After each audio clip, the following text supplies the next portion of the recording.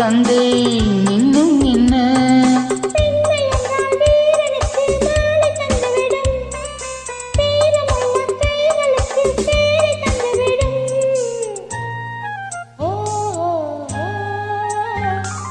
பூவே உன்னை நேசித்தேன், பூக்கள் கொண்டு பூசித்தேன், கண்ணீர் பாடம் வாசித்தேன், காதல் வேண்டும் யாசித்தேன்.